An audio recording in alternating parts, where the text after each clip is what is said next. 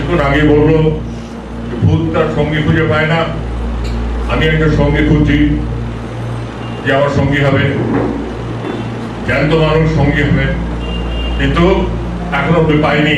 আমার ভক্ত বললো, আমার ভক্তটি কিন্তু কম্পিউটার ইঞ্জিনিয়ার অতীত জীবনে, এবং চিরদিন লেটার পাওয়া ছেলে,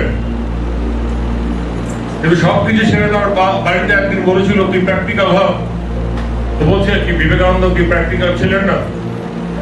আমাদের ভাবতে হবে, আমাদের ত্যাগের কথা ভাবতে হবে, আমাদের শুনে আমাদের মিষ্টি মিষ্টি কথা শুনে হাসি মুখ দেখে এটাই স্বপ্ন, হাসতে গেলে কোয়ালিটি চাই। এই ভদ্রমহিলা হাসছে, একে দেখতে হবে যে সারা জীবনের সম্পদ নিয়ে তিনি কি করে ছেড়ে দিলেন, এই মানুষটাকে দেখে কি করে তিনি সবকিছু ছেড়ে দিয়ে এখানে হাসছেন, তার বয়স হয়েছে।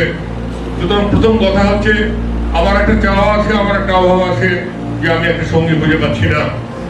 কিন্তু ওটা যেটা বলেছে সেটা একটা কথা যে আমার সঙ্গী আমার গুরু তিনি ছিলেন, তিনি আছেন, এবং আজকে যদি তিনি এখানে এসে দাঁড়ান, আজকের গুরু পূর্ণিমা, আজকে যদি তিনি এখানে এসে দাঁড়ান, আর একদিকে এত সব মানুষ যারা আমার এত প্রশংসা করলো, এত গুণগান করলো, আমাকে রূপক থেকে শুরু করে টাকা পয়সা কত কিছু দিল, তবু কিন্তু আমি সোজা তাকে নিয়ে বলবো, গুরু তুমি আমাকে যেখানে নিয়ে যাবে সেখানে আমি যাব, এই জগৎ আমার দরকার নেই।